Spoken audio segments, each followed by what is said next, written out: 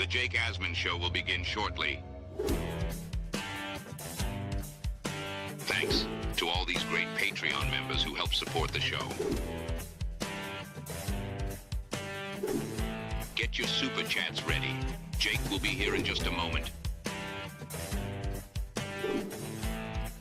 If you love the New York Jets, this is the place to be.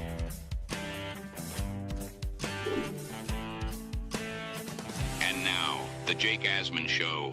Today, we're taking you inside Aaron Glenn's reported plan to fix the Jets, plus more Breece Hall trade speculation.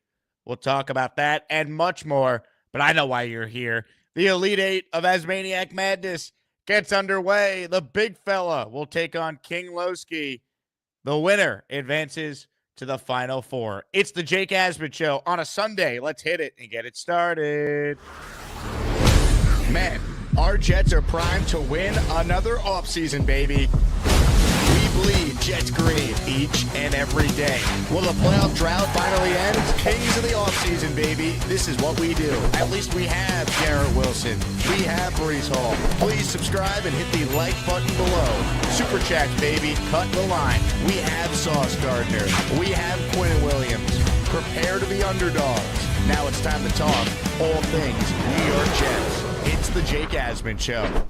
Here we go here on a Sunday. Welcome in, everybody. Click the like button. Make sure you are subscribed to the channel. Today is the last day that you have a chance to enter the ASMANIAC raffle, because on our first show tomorrow morning, we're giving away a signed Joe Namath helmet, a signed Don Maynard helmet, a signed Weeb Eubank helmet, a signed Emerson Boozer helmet, a signed Don Maynard frame photo, and a replica Joe Namath Super Bowl III ring, all part of our Super Bowl III ASMANIAC raffle. So for today's show, Super Chats, a $5 Super Chat will get you one entry in the raffle. A $10 Super Chat will get you two entries in the raffle.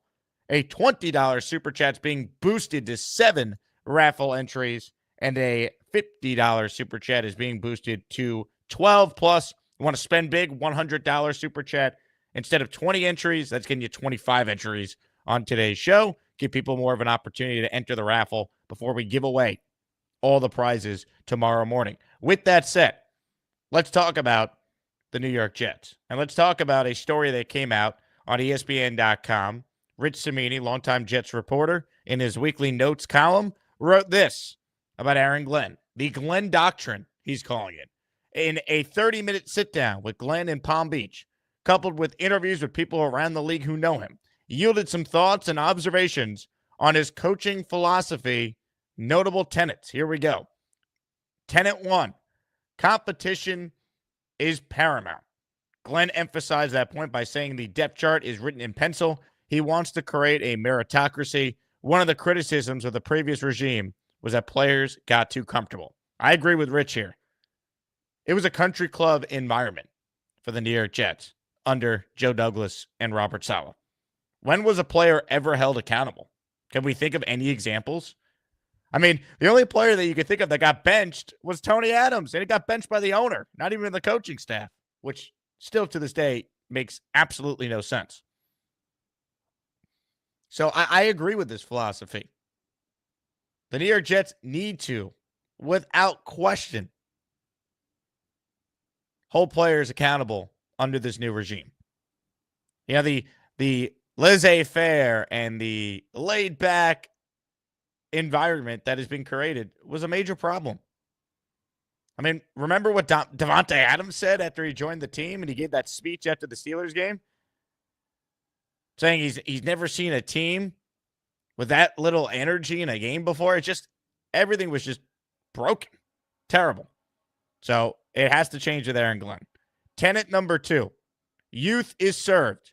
Of the 14 offseason additions, wide receiver Josh Reynolds, 30, is the only one in the 30 and up category. A year ago, the Jets had one of the older teams. Now the oldest non-specialist is backup QB Tyrod Taylor. Every projected starter is under 30. It's a young man's game, Glenn likes to say. That might be true, but you also need good football players. So I like the idea of getting younger, but you can't sell me on, oh, we're a better team just because we signed a bunch of guys who happen to be under 30. You signed a bunch of no-names in a lot of these signings. We hope work out, but let's be realistic about what they are. These are bottom-of-the-barrel, depth chart type of signings here. You got to get good football players. The bigger, the better. They added size at receiver, defensive line, even cornerback. Glenn likes the idea of pairing Gardner, 6'3", with newcomer Brandon Stevens, who replaces DJ Reed, 5'9". The irony is that Glenn, a fantastic corner in his day, is only 5'7". They clearly like Brandon Stevens, and if you've been following Glenn's comments this past week since the Stevens signing, they truly think this guy is going to be a really good player for them. That we were like, huh? What are they doing? They look at it like, no, we got a guy that has been undervalued, and we think we could turn this guy into a damn good player. We know he has a knack for being in position to make plays. He just doesn't make them. We believe we could coach him up to now make those plays. Right? Like that's what they're selling you on. Like, if you look at Stevens' coverage grades, his coverage is fine. It's not like he's getting burnt like a piece of toast. His issue is he doesn't make plays on the ball. And the advanced metrics prove that. So we will find out if that means, they could coach him up and he could take that step from being near the play to actually doing this thing called making the play.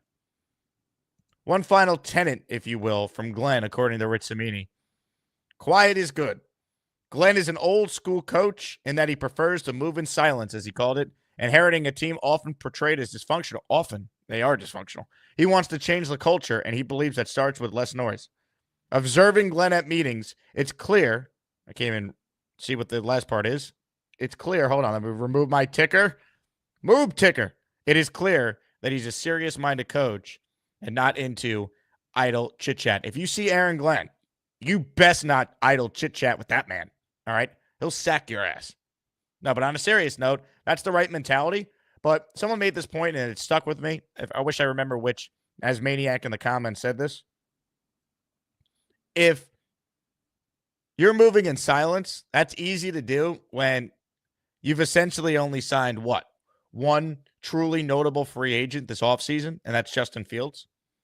Like, none of the other guys the Jets have signed are, wow, they signed who? Like, if when you walk out and you talk to people who casually follow the Jets and they talk to you about what they've done this offseason, they probably couldn't name a whole lot of big-time players that they added because they really haven't. The story of the Jets this offseason has been more about who they've let go more than who's coming in. So it's easy to move in silence, but you're not going to be able to move in silence if you're eventually turning this team around. You know what I mean? Like, the good teams in the NFL don't stay irrelevant and move in silence. There's a tension that comes with it. So eventually the Jets will get there. Connor Long writes in, Jake, when has adding big names benefited the Jets? Before you were born, Connor. Yeah, there was a time and place when the New York Jets went to back-to-back AFC championship games on the back of a good core that was already in place and then going out there and adding LaDainian Tomlinson, Antonio Cromartie, Santonio Holmes, Braylon Edwards, Jason Taylor. Making big free agent signings like Bart Scott, Jim Leonard, Damian Woody. But that was before your time, Connor. So you don't remember it. But that happened. Alan Faneca, future Hall of Famer, another guy that they added. Before your time. This idea that you can't add big names and it means the Jets won't be good is, Connor, I'm going to curse here, all right? Cover your ears. Bullshit. Don't believe that you only have to sign scrubs to be a good team. No, you need a balance of drafting and developing well. And you have to go out there and you have to also supplement your roster with good signings. Like, do we regret the DJ Reed signing? No.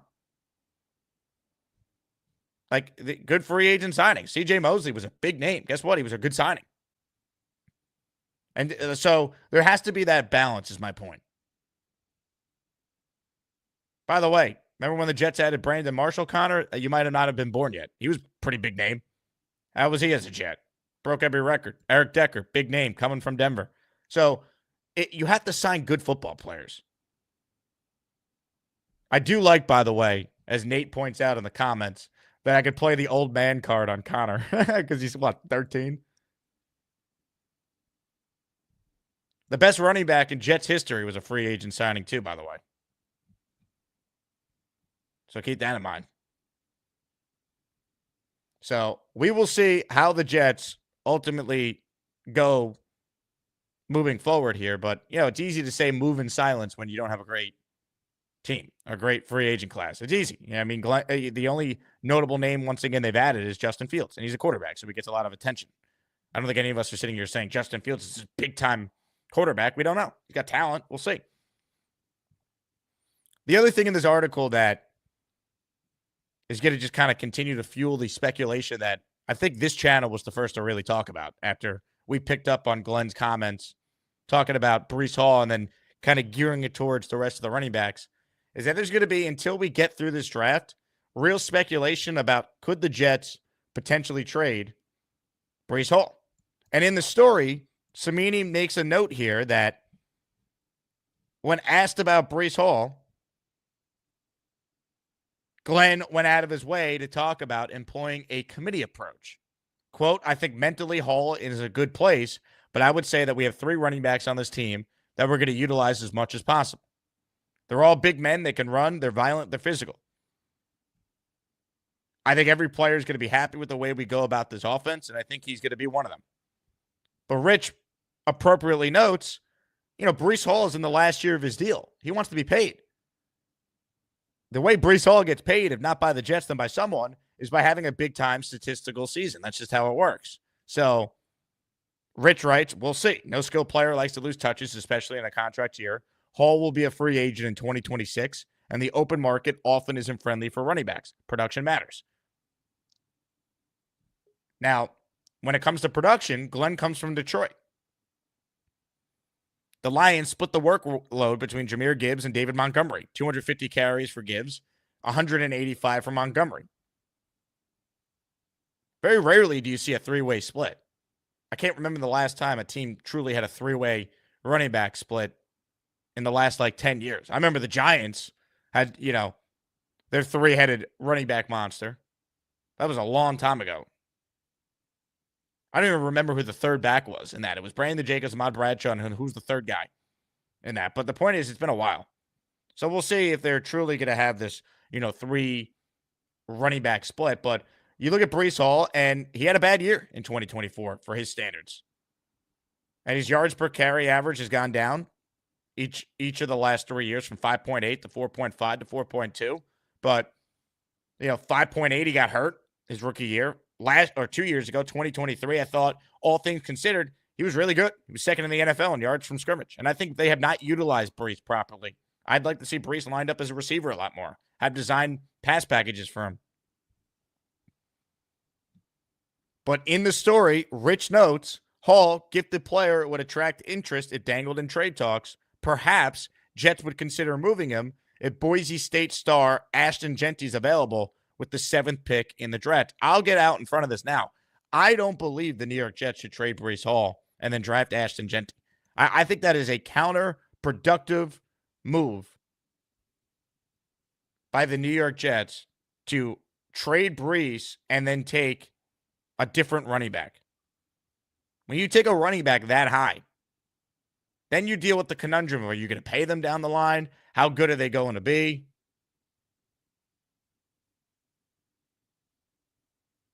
I just think that would be a huge mistake.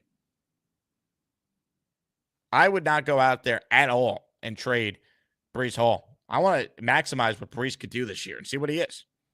Worst case, I have, guess what? The franchise tag to dangle. Or maybe I could work something out with him. Why would you trade him?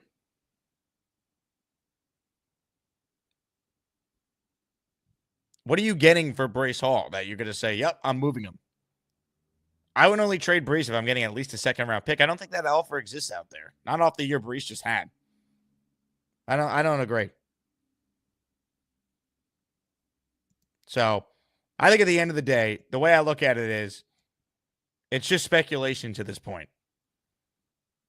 But the plan can't be trade Breece and draft Ashton Genty. If you're going to trade Breece, I don't think it means you take Genty at 7. I think it means you tap into this really good running back class. Maybe you could take a running back in the 3rd round to add to that room if there's someone you really like. maybe the Jets somehow trade Breece. They have an extra third-round pick. Maybe they move up into the second round to get a running back, kind of what they did with Breece in the first place. And then they kind of reset the timeline on getting a guy for 4 years at a cost control rate. Like that to me is more logical than you're trading Breece Hall and then you go out there and take a running back. Like I just don't believe in that. I understand the running back has kind of had a nice little comeback here with Saquon and Derrick Henry. I don't think you take someone at 7. I think you only do that if like that is the only piece you need to be a Super Bowl team. The Jets are not that right now. They need to take a foundational player at 7. I just don't think you could do that with a running back. I don't think that makes any sense. So I would not do that at all. Let Breece go out there, ball out, see what he could do with real coaching, and let's go from there. I mean, how does getting Ashton Genty make this team that much better? You would have to get a second round pick to even think about it. I don't think that exists. I think it's a mistake. I think we'd be selling low on Breece's value, which would be the worst time to do it. So I don't buy this at all.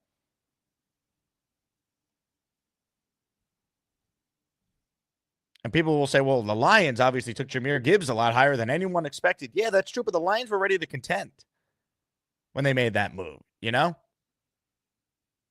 Think about where the Lions were at that point. They were coming off a 9-8 year where they ended the year red hot, almost made the playoffs. And they looked at Gibbs as like the final piece to their offense. They already had the O-line built. They already had their defensive line stacked. You know, their coaching staff was together now going into what at the time was a third year together.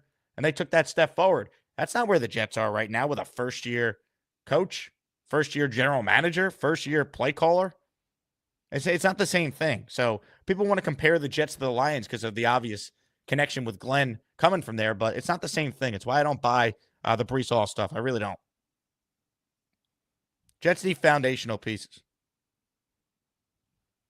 Comments, questions, super chats. We'll cut the line. Appreciate everyone tuned in here on a Sunday. Your thoughts on the Glenn doctrine? Anything stand out from Aaron Glenn there? Reminder, your opportunity to get in the ASMANIAC raffle, the last show to do so. We give away our 6 Super Bowl III themed prizes tomorrow morning. Signed Joe Namath helmet, signed Don Maynard helmet, signed Weeb Eubank helmet, signed Emerson Boozer helmet, signed Don Maynard frame photo, and Super Bowl III replica championship ring. Those are the 6 prizes. Let's go, baby. Gift away or super chat away to be entered in our raffle. Reminder to purchase your draft ticket if you're coming to our first ever draft party at Clinton Hall in New York City. We have some tickets remaining, but go fast before we sell out. Bunch of you got tickets yesterday, which is awesome. All you need to do is click the link in the description, put your name and email in on the right-hand side, and then you buy your ticket, and you are good to go. On that note, let's open it up to your comments and questions and your super chats. But right now, we first set the stage for our first ever Elite 8 matchup in ASMANIAC Madness. A look at the bracket. And then there were 8. The big fella and King Loski start us off today for a spot in the Final Four. Chicken Soup Regional Final will be underway shortly. Tomorrow morning on the show, Neil and Peter Castro head-to-head for a spot in the Final Four representing the Hood region. Tomorrow afternoon on the show, Gary versus Ricky NY for a spot in the Final Four representing the Butter region. And our last final or Elite 8 matchup to get to the Final Four is the Lane Train, the only 1 seed left, against the 3 seed Mr. Bonesy, who defeated V-Man in the Sweet 16 for a spot in the Final Four. Bonesy versus the Lane Train.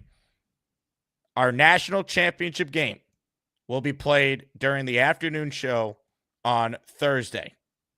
So we'll get the Final Four set, and we're all set up to eventually get our national title game played this upcoming Thursday afternoon. If you're on the Discord, check the announcement tab. with the official Elite 8/Final Four schedule for ASMANIAC Madness. Folks, it's that time. Loski, big fella, 3 seed, 4 seed, spot in the Final Four on the line. Let's get voting started. Let's hand things over to Jim Nance to get ASMANIAC Madness officially underway. It's time for ASMANIAC Madness. Who will cut the nets down as the top ASMANIAC for 2025? Some of you don't even care, but we do. Let's get to it. Not an easy matchup here. 2 great callers, 2 great listeners, 2 great humanitarians. But someone's got to win. Those are the rules. Vote, vote, vote for your chance to determine who's advancing to the Final Four. Super Chats. Start us off here. Raffle entry for Brian with this $5 Super Chat. Robert Saleh, all gas, break every day. Robert Saleh, the country club environment. Hopefully that changes now with Aaron Glenn. Dean says, Glenn's mantra sounds great, but the same 2 questions around the team still persist. Can they develop a quarterback? If not, what are they going to do about it? Well, we find out. Their first attempt at it is Justin Fields. I don't believe they're taking a quarterback in the first round. I don't think they're taking a quarterback on day 2. I think the earliest we see the New York Jets draft the quarterback would be the 4th round. Now, that changes if they trade back and get extra picks. But just how they've operated this offseason, what we're hearing, what we have heard from people around the Jets, including the GM,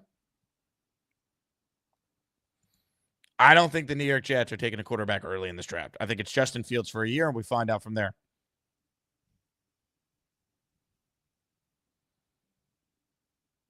That's how I look at it. Kikuchi with an ASMANIAC Super Chat. I missed the Connor that didn't make all the darn hot takes and wants us to get rid of our talented drafted players. Wow. Kikuchi going up and in on Connor Long. Connor's good people, Kikuchi. He just doesn't remember when the Jets actually made smart trades and free agent signings. He's used to Tremaine Johnson and Le'Veon Bell and CJ Uzama and Carl Lawson. The list goes on and on.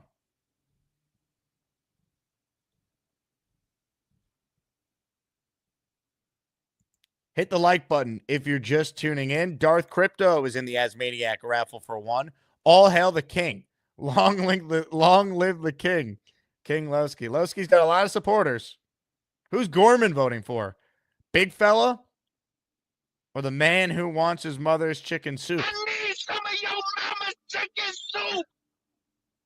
Purple Belt Mike writes in, heard this on radio. Would you trade Breece to the Cowboys for their 3rd and 5th?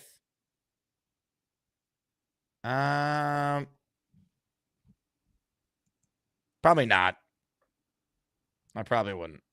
I would just keep Breece for a year. Who am I finding in the 3rd round that's going to be more impactful than what Breece could potentially do this year? I still think Breece has a chance to be a top 3 back in the league this year. I think we'd be selling so low on him.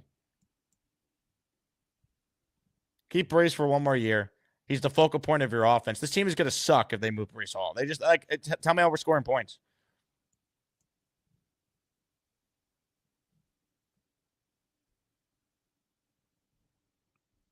King Loski writes in, Allen, suck on a pinky toe, you bum. Well said, King. Well said. Let's see. Open phone lines. If you want in, comments, questions, super chats, we'll cut the line. The Ghost writes in, Breece's price point is nothing less than a 1st rounder. I don't think you'd get that. I would trade Breece for a 2nd rounder. Depending on where the 2nd rounder is. I don't think but I'd have to think about it. Like, I just think we're selling low on our good players. It wouldn't make sense to me.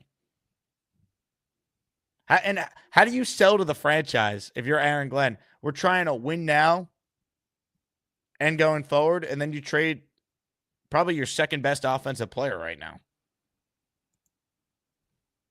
It's tough for me to sit here and feel confident that's the right approach. Ladies and gentlemen, feels like we might have another blowout on our hands. King Loski up 65-35 early on in voting.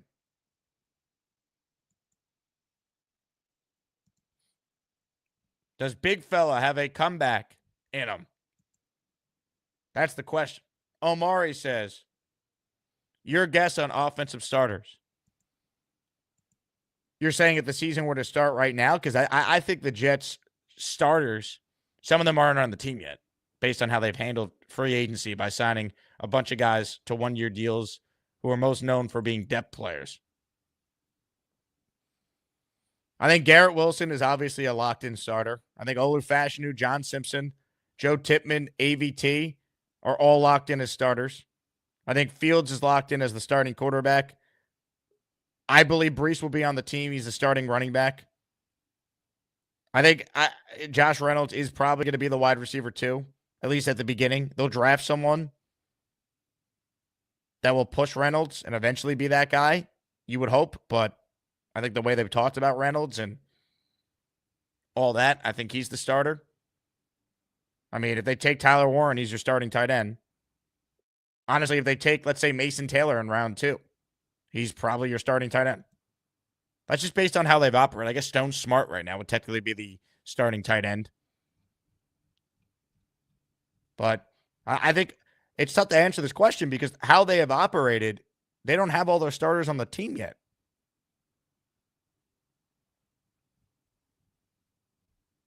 That's the bottom line. Cactus Johnny, too many holes that already need to be addressed in the draft. How/why create another one by trading Breece? Yeah, to me, it makes no sense. And then it's, we'll take Genty. So then we didn't solve any holes. We just moved on from Breece, got a third-round pick maybe if we're lucky, and then we took a different running back. Like, Genty might be awesome. He also could be as good as what Breece Hall has been. We don't know. How do we know a couple years from now Genty's not coming off a torn ACL and it's not the same player?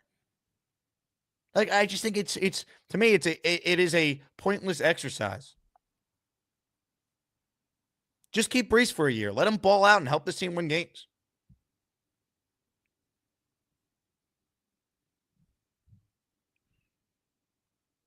The Ghost says, draft a right tackle, Campbell or Membu. I think they would take Membu over Campbell, personally. M. Morris says, Gorman loss left a huge hole in this tournament. Says you. Don't tell that to big fella. Big fella advanced, baby. Michael with a super chat. What would be the lowest we could trade down and still get an impact player? Well, you never know, right? That's the beauty of the draft. I mean, where was, TJ Watt taken, for example? Lamar Jackson was the last pick of the first round. This is a unique draft, though. It doesn't feel like there's as many stars as we've had in the past. Still some good players. I think if you leave the top 15, you're not going to get a blue chipper. Personally, you might find a good player. Like, I think Matthew Golden's a good player. I don't think he's ever going to be like number 1 top receiver. I think Colston Loveland's a good player. I don't know if he's going to be a superstar. Mike Green, good pass rusher. I don't know if he's going to be a superstar. These are all guys you could probably get outside the top 15. I don't know, like Shamir Stewart's a classic guy that had, 1.5 sacks this past year, and he's being mocked in the top 10. That's all projection with him. So it really depends how you view impact player.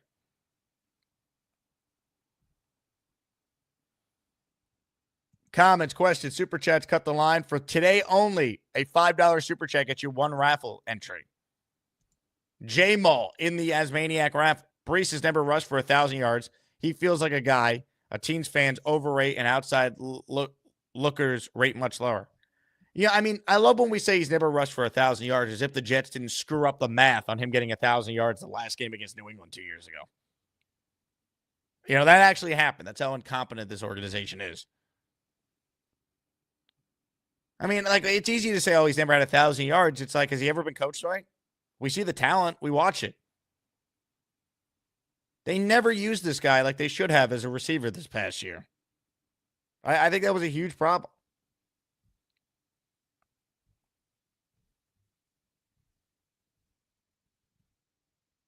We'll see.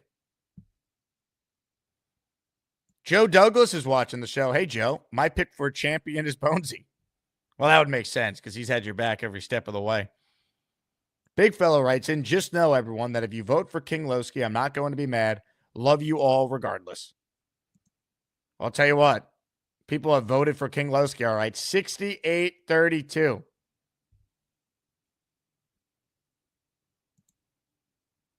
ISU writes in, looking for the Big Fella to pull off a Houston today in advance.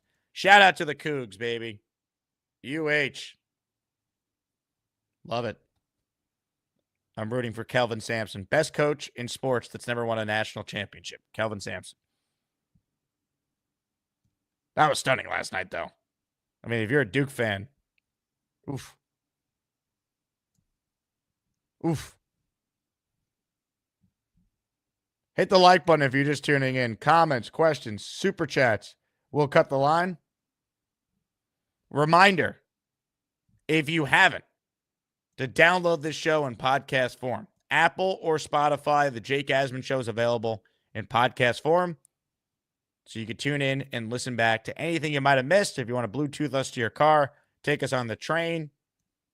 However, it's easier for you to listen. You'll find the show in podcast form. And tell your Jet fans who maybe don't watch on YouTube but they're podcast listeners, oh, just listen to the show as a podcast.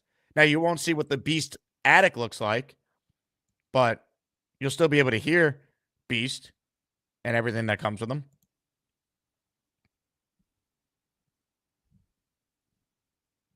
Man. Purple Belt Mike writes in, has Loski ever had a competitive match? Him and Ricky are blowouts. He's dominated. Loski and Ricky have performed like UConn in the NCAA tournament last year. Not one close game. Unbelievable. All right, let's get to your calls. Ladies and gentlemen, first up today on our Gusbuster Umbrella Hotline is a man that needs to mount a comeback. Ladies and gentlemen, the big fella. When he's home, his belly's on the bed. That's what feels good. On the road, his belly's on the bed. In a dirty hotel room. He calls the show, his belly's on the bed. It's just more comfortable. He got a beard, loves the jets, super chats. When the big fella sleeps alone, there's no room on his bed. That's a big fella. Hey, what's up? Big fella on the bed where you belong. Yo, I may not win today, but I won for best intro video, bro. That video is awesome. So, yeah. Going to, like, the Glenn doctrine and trading Breece, I don't see that. I love the Glenn doctrine, keeping everything in-house and everything, but trading Breece, I don't see that. I could see them drafting a running back, though, later to compete with the other two. I could see that, but I don't see them trading Breece. No way. Question for you. Sean wants to know, is that a waterbed? No, it's not. Now, what side of the bed do you sleep on? Why? Let's break down the big fella bed while we have you. I sleep right here. My wife sleeps over there. Yep. And that's where the magic happens. So there you go. Do you feel the magic every time you lay on the bed? Dude, this bed is magical. Come on now. Love it. Love it. It's a great bed. Yeah. Someone wants to know if you'll bring your mattress to the draft party, big fella. If they bring their girlfriend, maybe. Hey now. So yeah. Nah, it's a good bed. I like it. But speaking of the draft party, I bought my own ticket yesterday. Indy Jets was saying, like, you know, I was gonna go with his table, but I figured since Australian Jet fan is gone, he could take my spot at the table, and I'm probably not going to stay very long anyway. But so I bought my own ticket, and then he could go with Indy Jet, so he could be face to face with JJ the whole night, which would be amazing. Oh, I love it. Let's make it happen then. Australia Jet fan, you're officially sitting next to JJ and Indy Jets. That's it. So yeah, but yeah, losing to King Loski, that's fine. I like King Loski a lot. He's an icon of the Jet community, and you know, if I were to lose to anybody, it would be him. He might be the favorite just based on margin of victory of any Asmaniac left. Like if we're doing the betting odds, he might be the favorite to win the whole thing right now. Yeah, I mean, like I said, I wish I could have met him in Nashville. Seems like a good guy, big time Jet fan, and it would have been cool, but things came up for him. So, maybe next time we'll see. But he's a good guy and got nothing but respect for him. So, and for the guy who said that I'm getting bitch slapped by King Loski, you're a bitch, bro. I'm in the tournament. Who the fuck are you? But anyway, I accomplished everything I thought I wanted to accomplish, throughout. You were part of forever, big fella. You were a part of the famous Charles Gorman catfish call that knocked him out of ASMANIAC Madness. Just think about how wild that day was, bro. What a region the chicken soup region has been, man. I mean, it's a region that featured Brigga knocking out Beast, the first ever overtime matchup between D's Nuts and Brigga. Features your battle with Gorman. I mean, it's really been incredible. Jason in Jerusalem versus Johnny Boy in the round of 64 came down to one total vote. This has been the JJ versus June, the GM battle was incredible. The Chicken Soup region has featured some of the more iconic moments of the first ever ASMANIAC Madness tournament. Yeah, and you had the first overtime. Yep. So yeah, I mean, it's been great. The whole thing's been great. The Batman thing was fun. It was a lot of fun. I smell criminality came out organically. So that was something I never thought I'd say, but I did. And it was a good time. It's been a lot of fun. I'm not saying I'm giving up, but it's pretty evident what's happening. So it's all good. I love everybody anyway, It's all fun. Big fella, you're the man, you're a champion, you're in the final 8. I mean, that's all you need to know. You got to open the bottle, man. Damn right I did. I'll tell you what, big fella, it might be 12:15 p.m., but I'm starting to drink in honor of the big fella. Thanks, bro. Is it any good? It's a little sweeter than the normal Henny I've had. Oh, okay. It's good. Very good. Good, man. Good. And look forward to seeing everybody at the draft party. It should be a lot of fun. So. Amen. Big fella, you're the man. I'm going to play you out the only way I know how. Belly's on the bed. Belly's home is belly's on the bed. That's what feels good. On the road, his belly's on the bed. In a dirty hotel room. He calls the show his belly's on the bed. He's just more comfortable. He got a beard, loves the jets, super jets. Where's a big fella? Sleeps alone. There's no room on his bed. Where's a big fella? Big fella. Great call. Gator writes in, be careful at the draft party if JJ is there. Good chance things start vanishing. He tends to put almost anything up his butt. He's not stealing. You'll get it back. He just likes how it feels. Interesting comment from Gator. Perhaps a reference to what Gator produced and we played on the show yesterday. You made a song about me. He's back! JJ checking in, man. I had to come out of retirement for this one, yeah. Props to my boy Allen for holding my punk ass in his man uterus.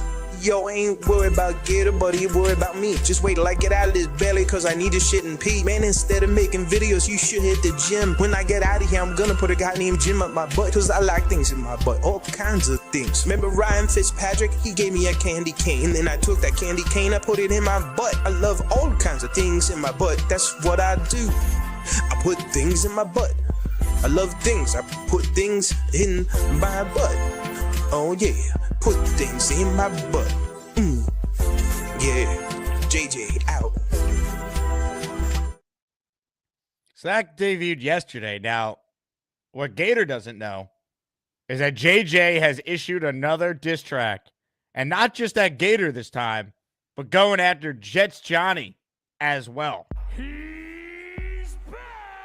It took him 4 days to reply, and all he did was tell a whole bunch of lies. JJ, you know I always tell the truth. Gator, you still fat, you still love food. Jets Johnny, what you get involved for? Mind your business, you fake Macklemore. Y'all both bums, y'all couldn't change if y'all tried. Word to Dre, now they both gon' die. I ain't worried about Gator, but he worried about me. He got a big old fat belly cause he love to eat. Man, instead of making videos, hit the gym. JJ versus Gator, man, y'all know who gon' win. I can't even lie, your videos is kinda dope. And from day one, you brought value to the show. But you did it to yourself when you started this beef. You need to watch what you say and watch what you eat.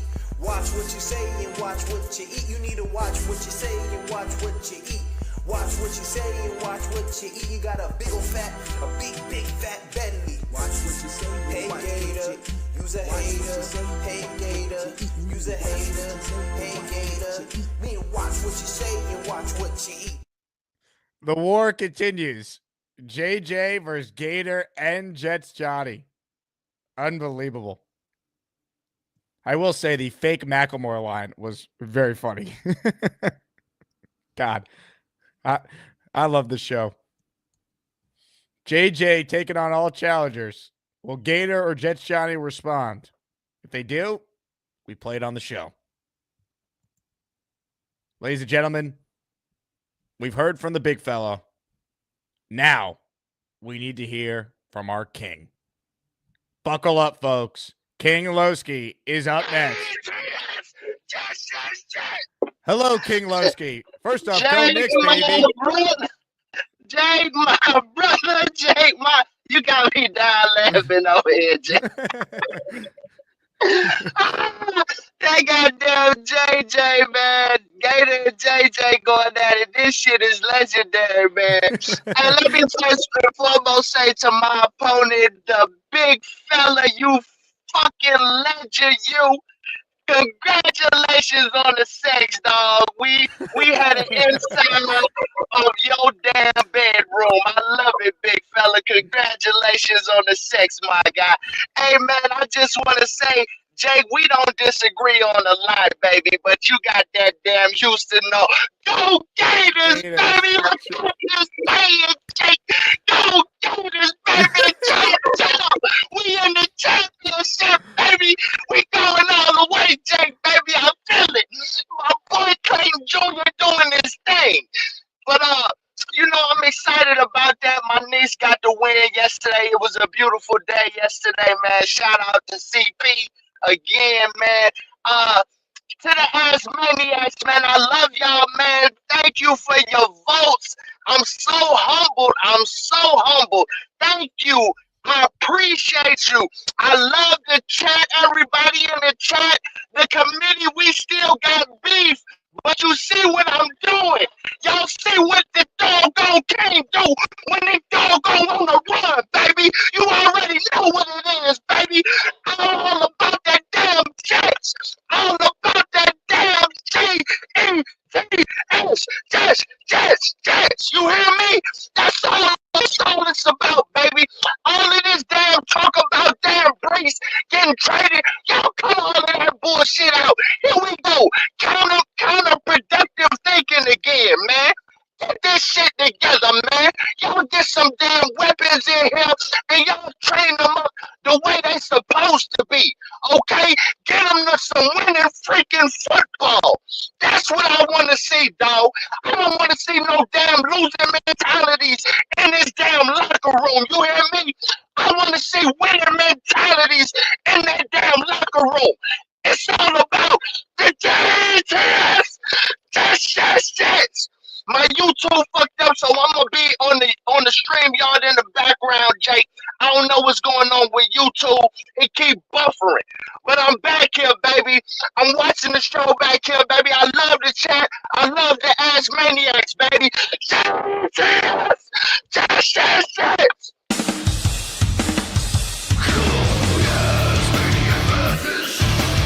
Who's gonna be the best of the bunch? ASMANIAC Madness. You get to pick the ones that make the show rock.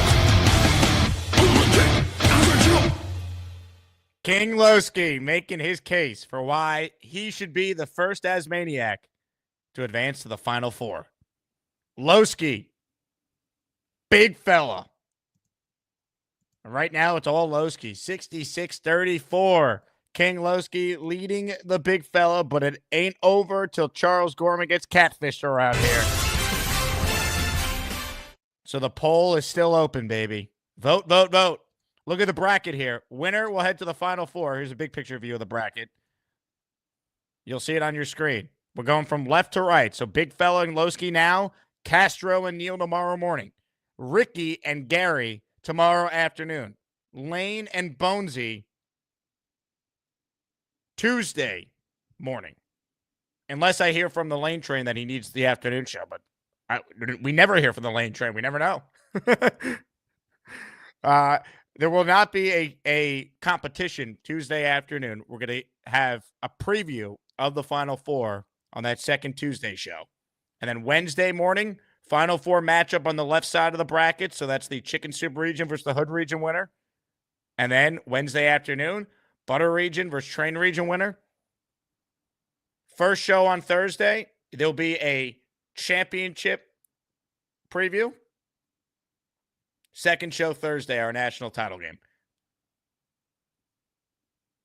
So that's the plan. Second show Thursday to have our national championship game. Originally, I thought to maybe do a day and do it Friday afternoon, but I forgot I'm appearing at the Badlands live event. So I will not be able to do a long show Friday afternoon because of that. So God forbid this championship game went to overtime and we needed to stick around for that. I wouldn't be able to do a long show. So Thursday afternoon, the tentative date for the championship matchup. All the info's in the Discord for the 8 people that are currently in the tournament who are trying to figure it out. Comments, questions, super chats. We'll cut the line. Let's get caught up on some super chats. Reminder, for today only, because of the raffle, $5 super chats are going to get you 1 raffle ticket. No one's gifted a membership to this point. This is the last day to do it. If you give 5, you actually get 7 entries. If you give 10, you actually get 12. If you give 20, you actually get 25 entries. We're doing boosts on the super chats and memberships for the final raffle day. Joe Namath signed helmet. It's one of the biggest raffles we've done. That's why. Don Maynard signed helmet. Weeb Eubank signed helmet. Emerson Boozer signed helmet. Don Maynard framed photo, autographed by Maynard, and comes with a certificate of authentication, and then replica Super Bowl III ring. So we got 6 prizes for the ASMANIAC raffle. Cuddy in the raffle for 7 with this super chat. Any chance we could go over the coaching staff? I know the leaders, but feel like I don't know the assistants and like pass game coordinator. I'd like a trade down from 7, no later than the Denver pick. Big fan of Emeka Ibuka. Another Ohio State receiver. Wouldn't mind that in a trade back if they took him. I do think he's a first-round player. I think there's probably 3 receivers going in round 1. Tet, Golden, and I think Ibuka gets in the first round. Personally, I guess it's not crazy if he falls out of round 1, but he's early day 2 at the lowest. It's like reminds me of like T. Higgins. Remember he was like the first pick of the second round? I think he's a first-round player, though, personally. We can definitely go over the coaches, Cody. I don't have it up in front of me, but we definitely could go over some more guys on the staff. To me, the most important coaches for the Jets in 2025, besides Glenn, Engstrand, and then the offensive line coach. Heelan is the guy's name. Comes from Detroit. Previously coached tight ends, but was an assistant O-line coach at the Cardinals. That guy's so important. He's also the run game coordinator. Huge. Jets Johnny says, hey, JJ, part 3 is coming soon. Yeah, buddy. This diss track war will continue. Cincy Matt says, only low-life Allen can have something bad to say about Loski. Disgraceful. I mean, are you surprised? Are you surprised? And to the Allen truthers, who a few of you still exist, I mean, you should be ashamed of yourself. Ladies and gentlemen, the memberships are flying off the shelves. The great Janice Jet has just gifted 5 channel memberships. Money, money, money, money, money, money. 7 entries today for Janice. Rick Kent is in for 5, but it's actually 7 today. Rick Kent with 5. Let's go, baby. Yeah. Money, money, money, money, money, money. And Aria Shaken is in for 5, which is actually 7 today as well. Let's go. Here we come, baby. Here we come. Here come the Jets, baby. All right, I got 15 names to read, and then let's get back to your calls. Make sure you vote in ASMANIAC Madness if you haven't. If you're voting, please click the like button because 300 of you have voted, but only 124 of you have liked the video. I don't want to accuse anyone of being a communist, but you might be if you don't like the video. I'm just saying. Tyler Ross, Mitt Diggity, Rob the God, Alex, Mike Dems, Will M, KT, Trice G, Rob L, Joe Santa Marina, Johnny Danks, It's Dallas Love, Alan is a douche, Rex Ryan, Robert Heenan, Matt P, all receiving memberships there from 3 great listeners of the show, Janice, Rick, and Aria. Mike D's Nuts says, JJ set rappers back 20 years. Look, to be fair, I thought JJ was kind of funny with his. Now, I think Gator destroyed him with the man uterus and sticking things in his derriere, but I thought it was funny. I did. I won't lie to you. Comments, questions, super chats. We'll cut the line. We are presented today by my friends at Chubby's. The weather is about to get nice, which means some of you need to upgrade your wardrobe. You need new shorts. Listen up. For over a decade, we've been perfecting the perfect length, fit, and feel of shorts. We said no to shorts that fit weird, look weird, and smell weird. You know who you are. Our shorts make every weekday feel like the weekend. Why? Because every weekend is freedom and relaxation. Your thighs should get that 7 days a week. These are the shorts that changed shorts. Chubby's, proper length men's shorts. Chubby shorts, my go-to shorts. Weather's hopefully going to get nice. You're going to need shorts. Chubby's here to help you take on 2025 in style. 20% off right now. Code ASMAN20. If you've never been to Chubby's website, check it out, chubbyshorts.com. Just look at all the different options they have for you. These are awesome, awesome shorts. They make them in 4, 5.5, and 7 inseams. They got the stretchiest fabric you're going to find, so it's comfortable. You got plenty of flexibility, and it looks like it's a tailored fit. So I'm a big fan of them. They've been with us now for a year as a sponsor on the channel, and I can't wait to rock Chubby shorts all summer long here in New York City. So come on now. And also, they have performance polos as well. So if you play golf, you're on the golf course, match your shorts with a performance polo from Chubby's as well. Once again, 20% off with the code you see there on the screen, the code you see in the description, and the code that will be the pinned comment, ASMAN20, for 20% off your Chubby shorts. Shout out to Chubby's for being today's presenting sponsor. Comments, questions, super chats. We'll cut the line. Let's see what you guys are thinking. To the Gusbuster hotline we go, where Purple Belt Mike is on the line. And Mike, I got quite the surprise for you. You ready for this? Yeah, let's see it. You're the next channel emoji. That we know for your heroics in saving Charles Gorman. What we don't know is which emoji we're going to pick for you. So you've seen one of them, but I have 2 other options as well for you to decide. And you pick, all right? This is your emoji. You're the hero. Without you, Charles Gorman would have no money, no social security number. He would probably be, locked up in prison somewhere at this rate. So you're the hero here. So you've seen this one. This was made by Joe Mike. I now have 2 other options for you, though, and you choose. This one was made by the great Snowball. All right? We know you're a big Batman guy. And then finally, Batman. This was made by Addison, who says, yeah, you might love Batman, PBM, but what you did for Charles was very Superman-like. So we have 3 emojis for you to decide, Mike. 1, 2, or 3. You tell us right now what should be the official PBM Edgemo, RIP Keith Best, in honor of your heroics with Charles Gorman. I got to go with Snowballs. The Batman one.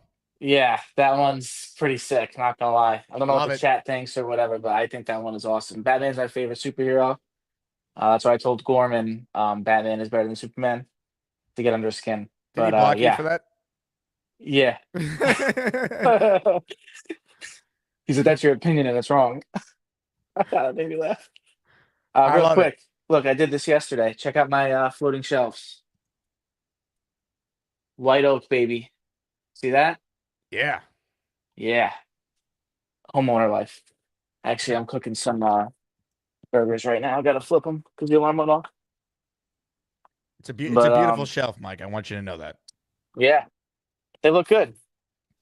Nick Shine writes in, wish Charles knew how to block people last week. Yeah, that would have been nice. He would have been, well, maybe he learned his lesson. Well, I think he did learn his lesson. So there's some positive to come out of it. Well, I'll tell you what, Mike. So you're a hero, and now you'll forever be known in the chat by this emoji once we add it. And now, truth be told, I should have just added it yesterday as a placeholder because maybe some memberships expired and we might need to gift a little more. But as soon as we hit a threshold to add this, it will be added. Your official emoji that's Snowball designed. Look at this too that I did. So this was all crap. So I ripped it all out and I put all these new, they're like fake bricks. Put that down. And then I got to finish doing the mulch over here. Shout out to all landscapers in the chat. Doing yard work really sucks. So anyone that does this for a living, God bless you. I got to put down the black tarp. If you look over here, see the black tarp that prevents the weeds and all that crap coming in. But I got to do a thicker thing there. But that's next because it stopped raining. How's the green pool? Are you going to jump in it again this summer for us? Yeah, hopefully it's not green. Here it is now. Look at all this puddle of water in here, though. Pollen and shit. Oh, gross. How much to jump in now? Not doing it. Can't. Because I have to get all the water off first and then unwrap the whole thing. Yeah. So I'm at least a month if someone away. said they'll pay you $1,000, you wouldn't jump in? I don't need $1,000. No. I would. $1,000? Nah. You kidding me? That's fine. I don't. Yeah, it's not. I'm good. Think about what Charles Gorman, by the way, would do with $1,000. That's a lot of catfishing opportunities for Gorman. He's gonna get his DMs popping off by Linda and whoever other names we got going on. I love it, Mike. You're a hero. I will work on adding your official Batman themed emoji that the great Snowball designed for you. All right. Hell yeah! Shout out to Snowball and everyone else that made it. Thanks for thinking of me, Addy. And who was the other guy? Joe Mike. John. Joe Mike. Yeah. Thanks to you too, man. All good stuff. Appreciate you guys. I'll see you all at the draft party. Hopefully we're all there. Yeah, baby. PBM, check it in. Speaking of the draft party, let's get some shout outs to people who bought tickets while I was live on the air. Ryan and his wife are officially coming to the draft party. They bought their tickets moments ago. So appreciate that. A bunch of you got tickets yesterday, so that's awesome to see. And I got a big time announcement here. Peg and Artie are coming all the way from Florida to the draft party. They locked in tickets yesterday. So we got people coming from Finland, Florida, Texas, North Carolina. We got people all over the country coming into our first ever ASMANIAC draft party at Clinton Hall. So can't wait. Lock in your ticket before we sell out. We got less than 100 tickets left. So go fast. Big fella says the new PBM emoji encapsulates our whole matchup. Well-deserved PBM. Long overdue emoji, bro. Respect. Yeah, certainly long overdue. I wish we could just make emojis for everyone in ASMANIAC Madness, but YouTube is, I think, backwards thinking on that. You have to have a certain amount of channel members to do it. The problem is they expire too. So then it's like you think you need this one day, and then you wake up, actually, you're short 100 now. Because a month ago, it could have been a big day where someone gifted a lot.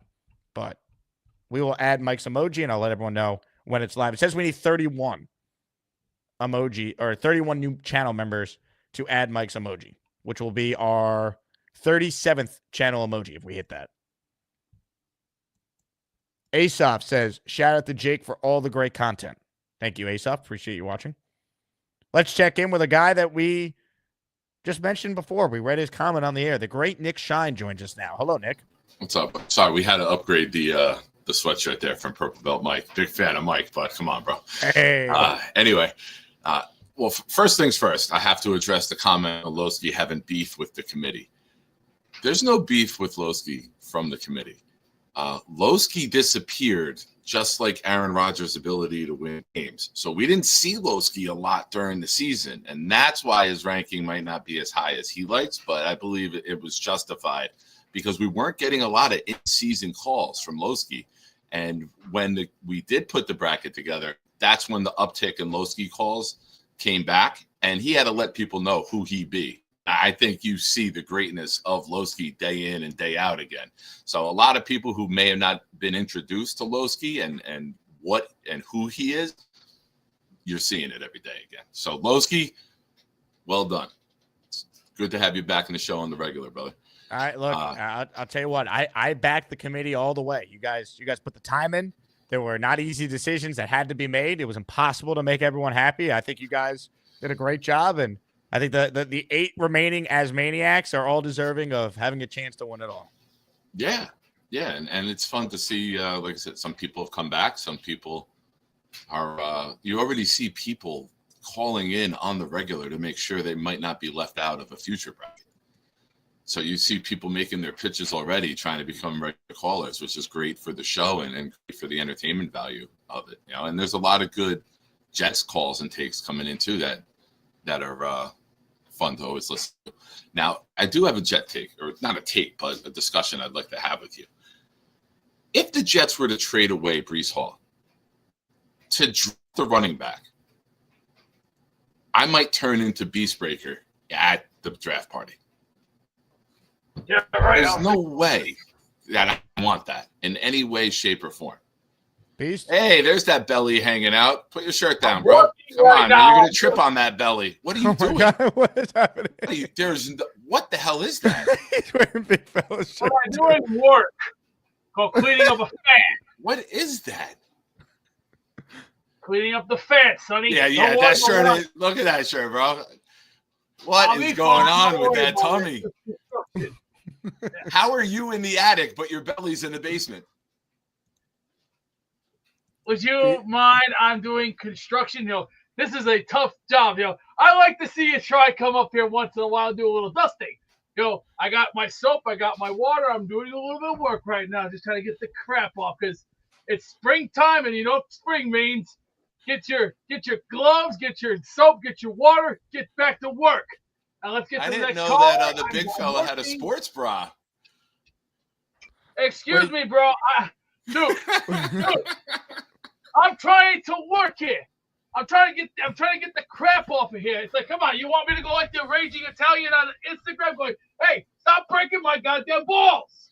Hey, look at his little like subheader there. A global god, I want Rick Kent destroyed.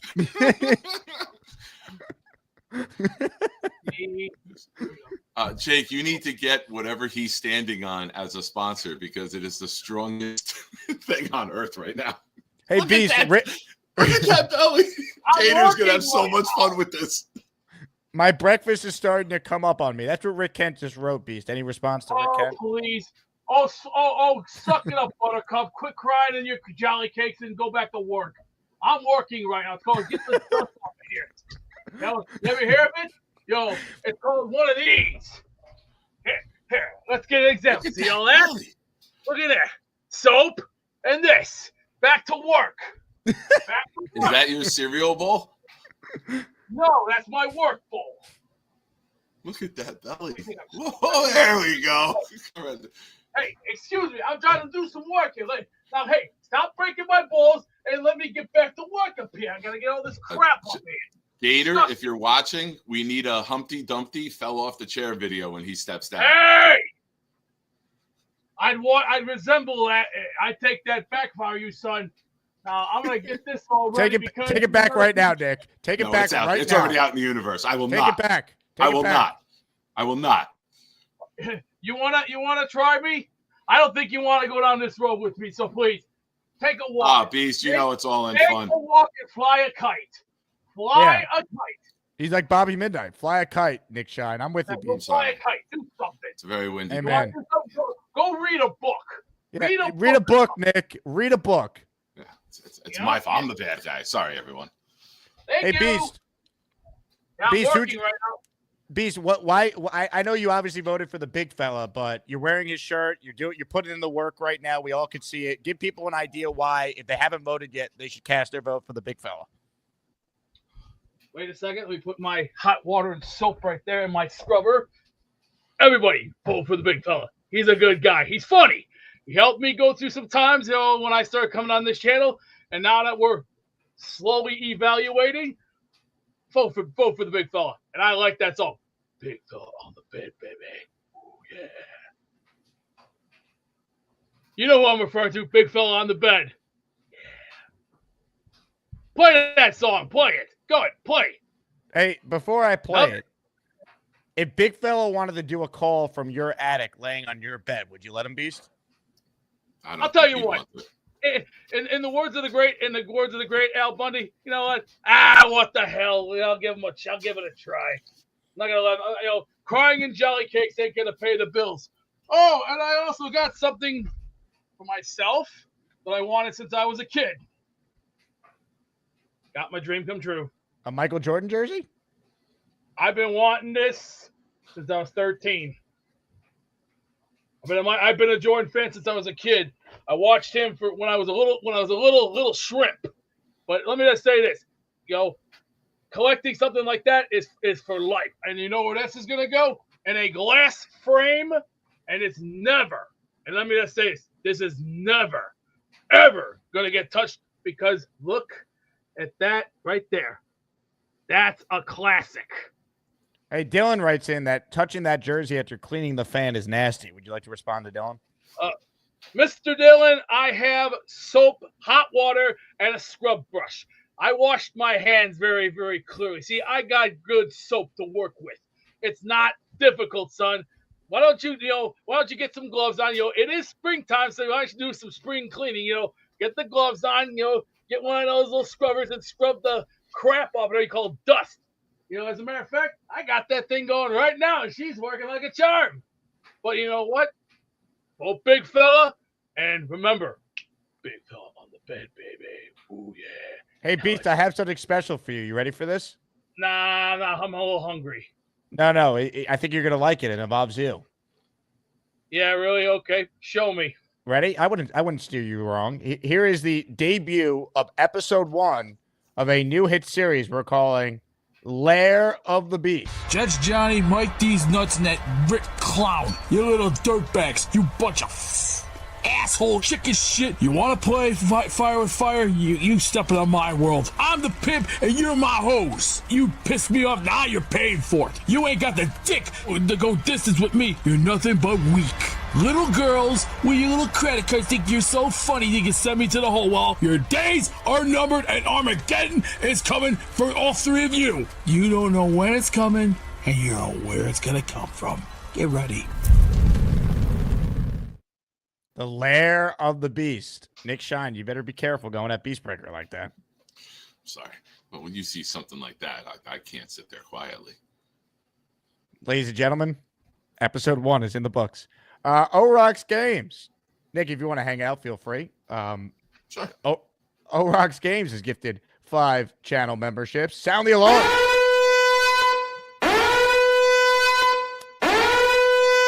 Marvin ZB, Derek Smallwood, Akian, Douchey Allen, Capo, and DMAC all receiving channel memberships. 5 memberships is 7 for today's show only because the raffle's tomorrow morning.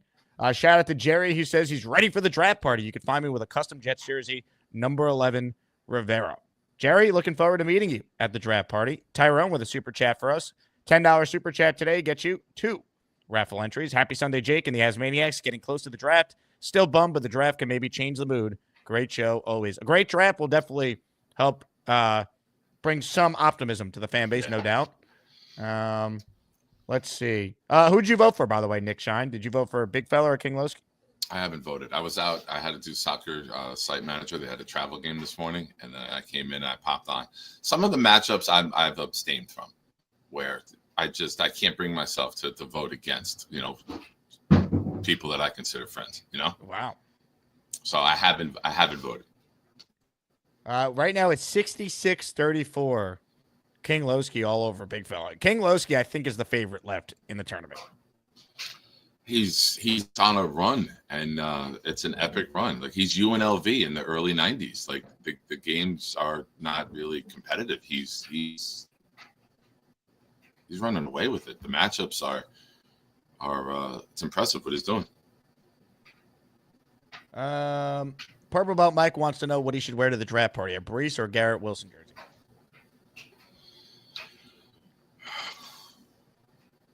I would go with Garrett. I mean, Breece could be. Is it a 5 or a 17? It's the 5 or the original? I think it's a 5. G5. Yeah. Can't go wrong. Maybe there'll be some Justin Fields jerseys. Speaking of Mike, I have one more possible emoji suggestion for Mike. I don't know if this will change his mind at all. This might look better in the actual chat because it's smaller and like the emojis are small, but this was also made by Addison. So I forgot I had this. Good job by Addy reminding me that he sent not one but two emoji options. So Mike, I know you said you wanted to go with the Batman one, and if that's still your answer after that, so be it. But I think this is a great one that's worth at least presenting to you. The PBM purple belt Mike emoji. So Mike, call in if you've changed your mind at all. If not, when we hit our membership threshold, we will add the Batman one that you wanted, this one right here. But I think Addison did a great job with this one, so I definitely want to show it. Yeah, that's good. But he is a big Batman fan, so he might have a little bit of nostalgia, especially in his heart for being Batman. He is. I like that. This is one of those emojis, though, that might look better in the chat when it comes, because you know this, Nick, you have a channel too. It's like they're so small when they come through on the channel, you know. Yeah, it's rough to see, but when you enlarge it, you can see the fine details. Rick Kent wants to know, is that not tied correctly? I have no idea. I'm not a purple belt Mike. Let's see. Kyle's predicting a Neil versus Gary final. That would be a battle, man. I mean, Neil versus Gary. I mean, so King Loski, let's say for the sake of this conversation, he advances here. So then Neil would have to. I don't know. Castro's on a run right now. Castro could take down Neil tomorrow. Yeah, that's a good matchup.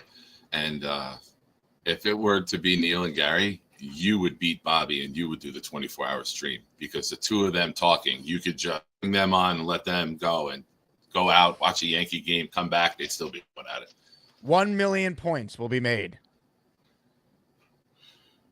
Yeah.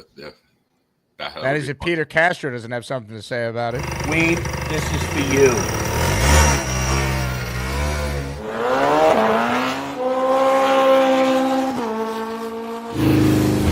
Oh, shit.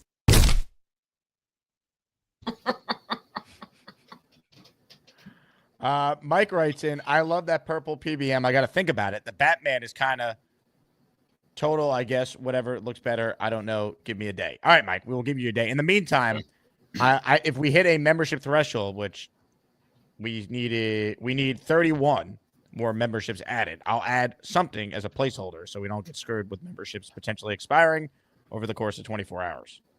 Yeah, and shout out again to Mike he reached out to me first to get connected with Charles, and he was a superstar the other day. So this is well deserved, and the praise he's getting is very well deserved. He's an actual superhero.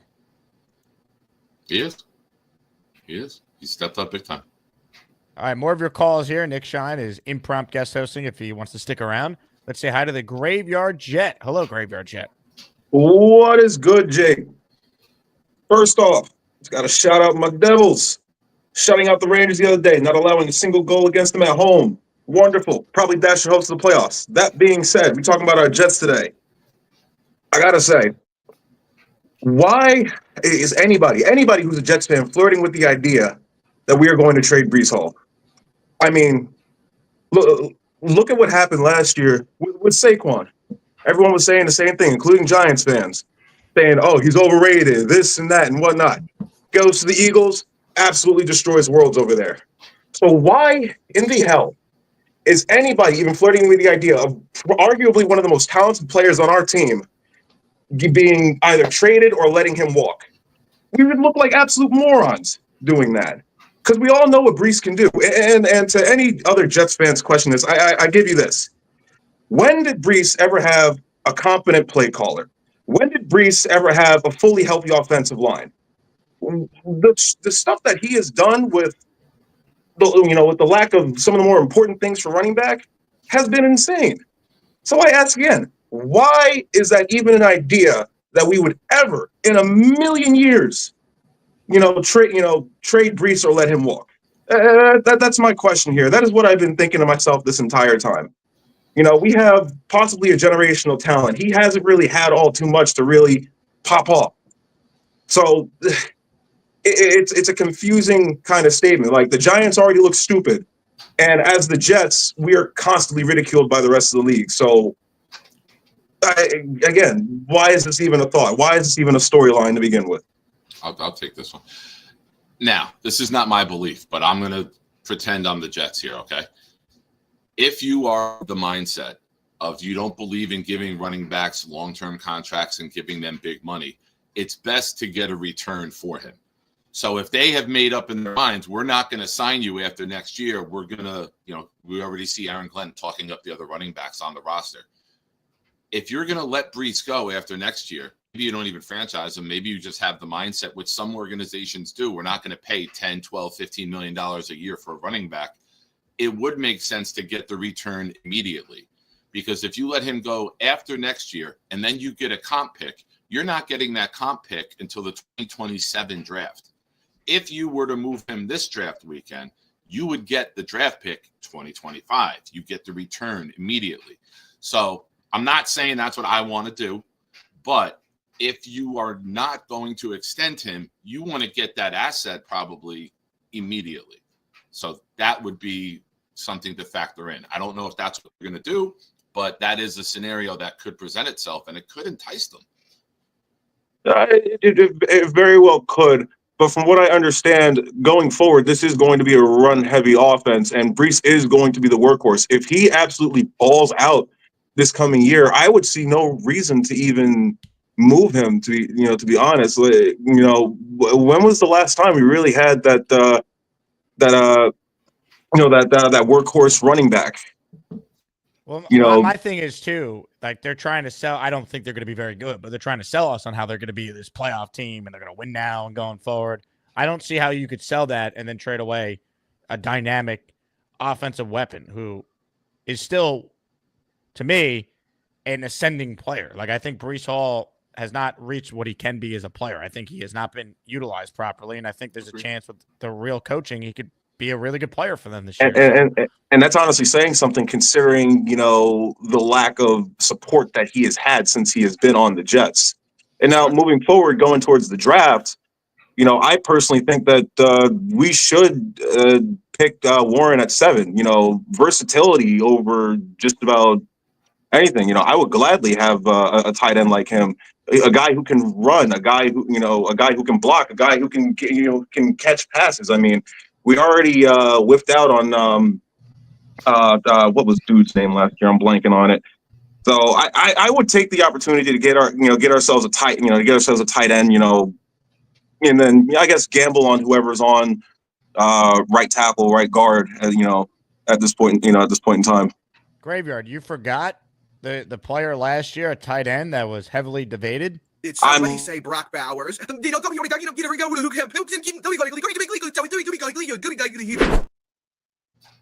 call, Graveyard Jet. And props to your Devils, man. That was dominant yesterday. I'm watching the Islanders right now, by the way. They're trying to prevent Ovechkin from breaking Gretzky's record. They're playing well at home. 2-0 Isles. Hit the like button if you're just tuning in. Nick Shine hanging out with us. Let's see. 31 memberships away from the purple belt mic emoji. He has to decide, does he want this one or does he want the Batman one? So you write in the chat, PBM belt emoji or Batman one. Which emoji should purple belt Mike choose for his official Asmaniac Edgemo, as the late great Keith Best would say? Nick, gun to your head. Jets on the clock at 7. Who are they taking right now? Tyler Warren. You think so? Tyler Warren. I'm a believer that you don't need to draft linemen in the first round on every position. And I would rather take the elite weapon who can help in the run game as well and then get a right tackle. I'd rather have the combination of Warren and a second-round right tackle than the first-round tackle and the second-round tackle. That's me right now. And I saw a comment that said Warren's 25. Hell no. He turns 23 May 24th. So he's still a little bit older than some of the guys in the draft class, like Colston Loveland's 20, but he's not 25. But yeah, I would take Warren. Like that would be me, because just the compatibility with Fields. We know that Fields in 22 and 23 loved going to Cole Kmet. Kmet had nice numbers, not elite, but I think it was like 73 catches, 6 touchdowns. One year he had 8 touchdowns. he was a good red zone threat for him. And I think that if you have Breece, Warren, and Wilson, you're starting to put nice offense together. It's not finished, but you got weapons in all parts of the field. I am interested in potentially trading back and then pulling off always a Warren pick if possible. Even Always. Loveland. I like Colston Loveland. I will admit, after watching more Colston Loveland, I'm more open to the idea that maybe I originally was.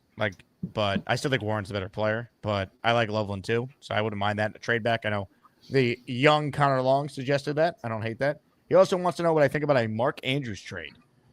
How old is Mark Andrews now? Why would the Ravens been trade? banged up the last couple of years too. Mark Andrews, I don't know if I would. He's 29. It depends on the cost, like anything else. What's his contract? So if I acquire Mark Andrews, he is under contract through 2025. So I'd only be getting him for a year. Yeah, I don't know. Probably not. Depends on the cost. Would I trade a 4th-round pick for him? Sure. I don't know if I'm trading more than that. It's $29.7 million contract. It's not a horrible contract, but it doesn't speak to where we are right now. Let's see. Comments, questions, super chats. We'll cut the line. Join the Patreon if you haven't. If you sign up for the year, a new perk, you now save 20% on your channel membership. Plus, you take advantage of our perks of membership like Discord access, your name in the intro, bonus shows. I gotta click back in. Ladies and gentlemen, Nick Shine is gone. But don't worry, replacing Nick Shine is someone that this chat knows well. I want to find out who he's voting for. The man who defeated him in the tournament or the man who wants his mother's chicken soup. Ladies and gentlemen, it's time. You'll never get my chicken soup recipe. I'm not saying that Loski takes steroids. I need some of it. Hey, Charles! Who is that lovely lady? Send it this way, Charles! You voted for the big fella. You did? Yes. But he Even though defeated you. I know, but he's a good guy. How do you know Relatively that? speaking. What if he's a bad guy? We just don't know the true big fella yet. It is what it is, Jake. What do you mean it How is you what doing, it bud? is? That was a real question. If he was a bad guy, I would have known it. I see. How you doing, Jake? I'm good, Charles. How are you? Good. I went to my everything went great at my friend Colin's house yesterday. His niece's name is Chloe Celia Critchlow. Thank you for this information, Charles. She's a beautiful baby. She really is. Have you seen an ugly baby? No, not that I'm aware of. So all babies to you are beautiful? Yes, as far as I'm concerned, yes. Interesting. What else is on your mind, Charles? Well, did the Jets sign somebody in free agency or not yet? They signed Dixon Hall. Very funny. Didn't seem like you'd laughed. I was being sarcastic. Were you? A little bit. I see. Why are you laying down on the bed? Is this your tribute to Big Fella? You got to lay the other way. No, I just feel like laying down for now. You got to lay on your chest, on your tummy, as they say. How's Nick Shine doing? Why don't you ask him? Nick Shine's back with us. Hey, Nick. Oh, buddy, how are you? Good, Nick. How are you? All right. I just put a comment in the chat said, Charles, it's your job. Please make sure the baby isn't scammed on social media. I promise it won't be scammed. You gotta take from your lessons in life and pass it on to the youth. Yes, sir. Hey, Charles. Which emoji do you like better for the man who helped get your life back on track? The great purple belt Mike. Do you like this one? Or do you like That's a this good one? The first one. You like this one better? Yes. Interesting. He Is it because you looked don't like Batman? Jake, I never said I disliked Batman. I thought you said Actually, you that hate costume Batman. looks. What?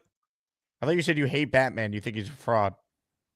I never said that at all. You said Superman's better, though. Show me that costume again, please. Looks more like the Spectre.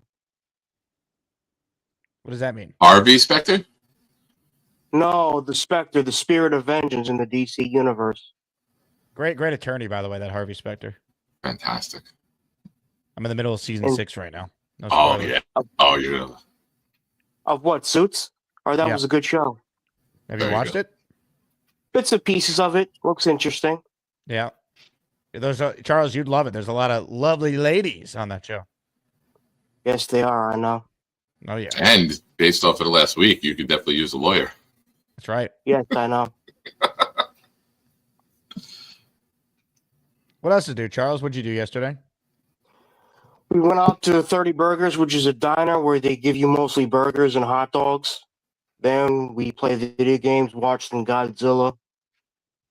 Had Colin put cooked hot dogs on the grill. Then we went out to an ice cream place called the Polar Cup, and we had brownie sundaes. Really? So you went to 30 Burgers where they have hamburgers and hot dogs, and then you came back to Collins, and then he cooked hot dogs? You guys ate like kings yesterday, huh? Well, we ate around 6:30, 7 o'clock for the hot dog thing. Around lunch, we ate around 12 o'clock, so we had a pretty good time. Oh, nice. You're out for the whole time. Good for you.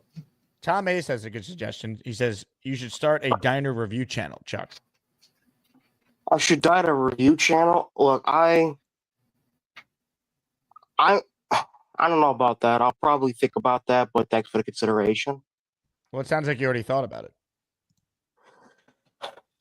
I have a little bit, but I will probably do a video list for some of my favorite fast food places, some of my favorite restaurants that I liked over the If you years. get the channel big enough, you could go there as a food critic, and I believe you eat for free if you present yourself and say, I do food reviews on the internet, and they want to be reviewed in a positive light, so they'll bring you like their best meals, and maybe you can eat for free. That would be. And lovely ladies will serve you their best meals. I'll keep that in mind. Purple Belt Mike wants to know, since he helped you, is he allowed on your show? Yes, Mike, you can come on my show. I gave you permission to be on my show because we've been busy lately, and I've been through so much stuff lately. So, yes, you can come on my show, Mike. Ray writes in, is Charles immobilized right now? Can he not move his head or something? Is that good enough for him? I need you to stand up. You're still immobilized. Like walk around your room and show us some true mobility and prove Ray Danger wrong. Any plans to clean the ceiling fan today, like Beast? Oh, what are we doing? I don't have a ceiling fan.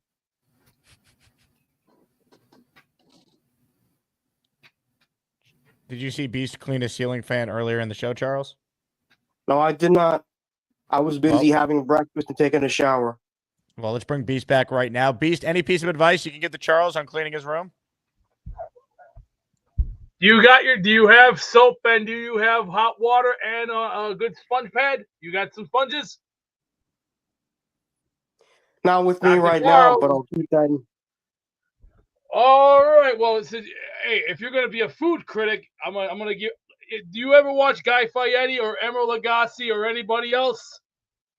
I love Guy Fieri. I love diners, drive-ins, and dives.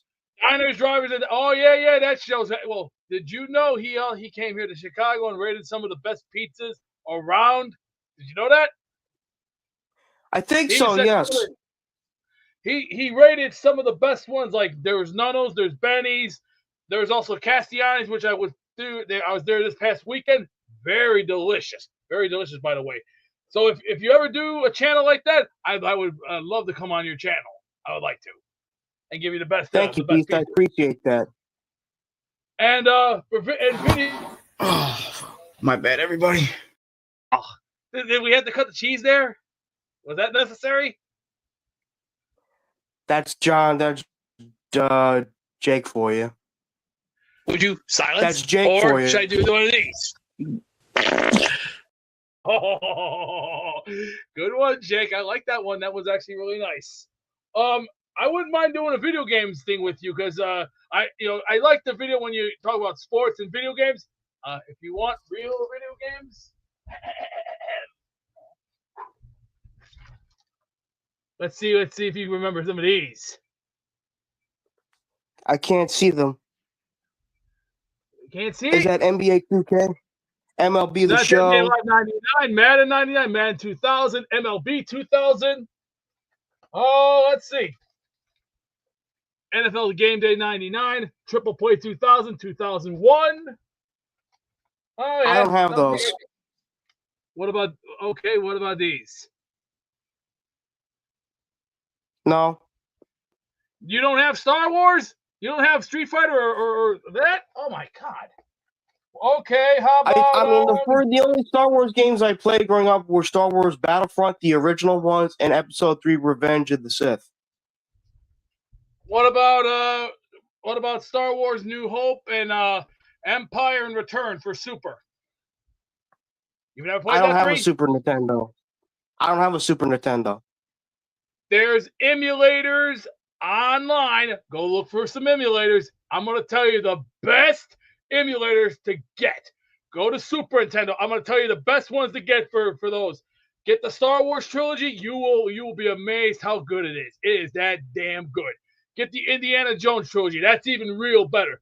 I'm going to tell you once, Terminator 2, the arcade, is the best one. Don't play the first Terminator. It's it wasn't up to scale. It was more like subpar, garbagey, very, very trashy. And if you want good sports games for Super Nintendo, I'm going to highly recommend NBA Jam and NBA Live 96. You're gonna like it. It's really good. They You got to fix the internet up, man. We want to hear what you got to say, Well, don't worry. I got something to fix it. The very first part of the day. Holy shit. Great segment there. Beast, Gorman coming together. Nick Shine still with us here. Just two greats chopping it up about video games and stuff.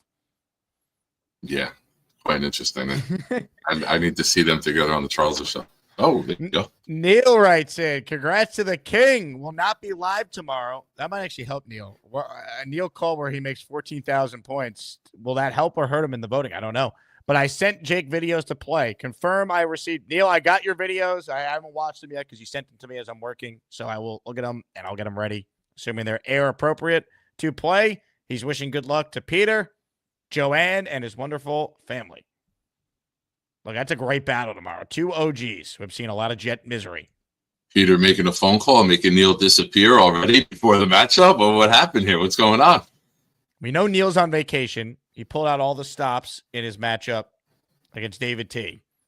And Neil has sent me two videos. It looks like these were filmed while he's on vacation, just looking at like the thumbnail for the video, but haven't opened it yet. So we got quite the display from Neil potentially coming tomorrow, folks. But we know Peter Castro, I mean, who knows what he's capable of. Oh, shit. That's a battle. All right, let's fly through these last couple calls here. Let's say hello to Ray from Cali. Hello, Ray. Hey, how you doing, Jake?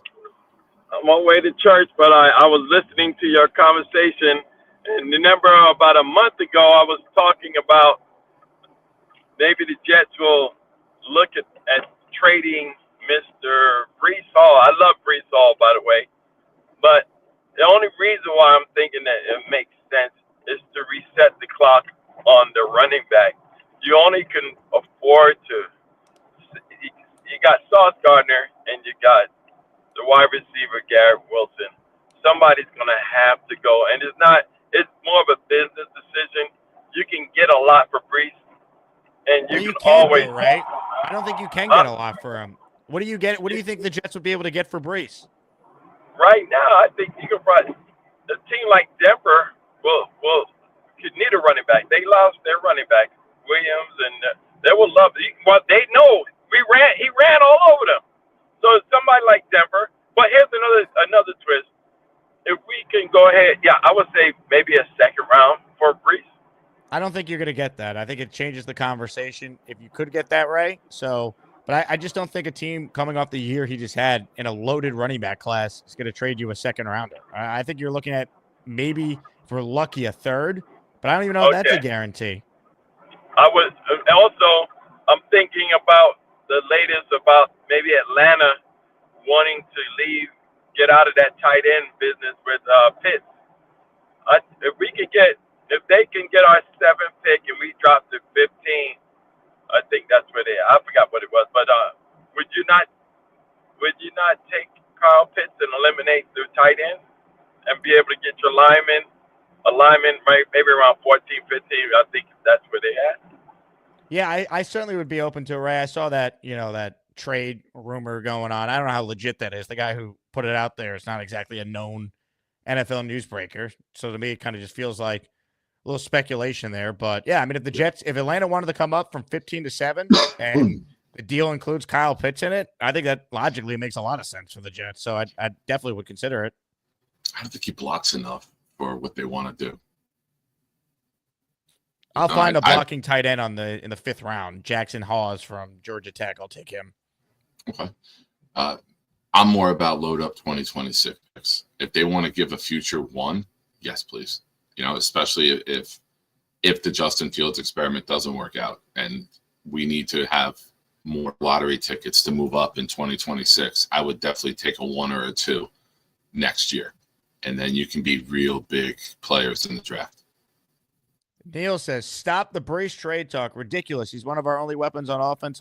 He'll take several 50, 60, or 70-yard runs to the house on run option plays. I agree. I think Breece is such an important piece for what they want to be this year. I would expect him to have a big year. Contract year. He's going to be motivated by that.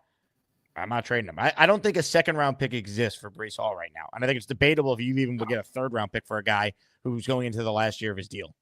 You're probably trading a pick and Breece for a higher pick, right? Like, for example, just for discussion, let's say Kansas City at the end of round 1.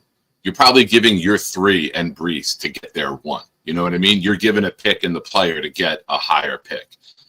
So I don't think running backs aren't valued like that. You see it. Like last year, Josh Jacobs barely got 10.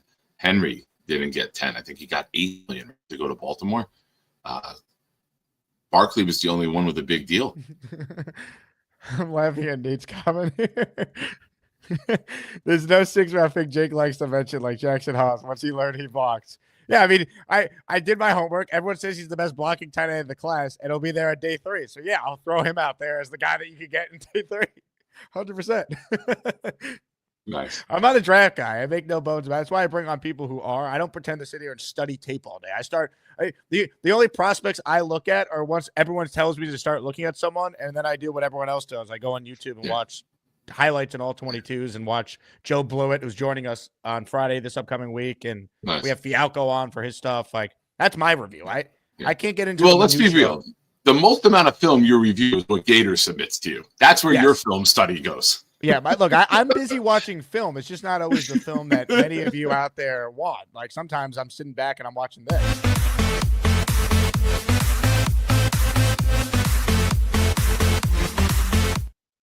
And how do you segue from that into going break down tight ends? Well, one would argue, you know what? I'm not going to go there.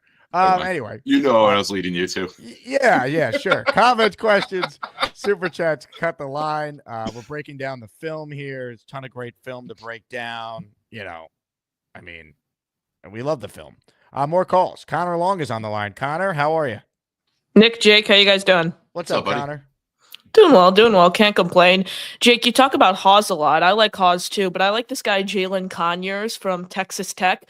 Arguably similar blocker, that same style as Jackson Hawes is going to play, smash mouth football, but he also provides more value as a receiver. So I'd be open to Conyers and Hawes both in the 6th round.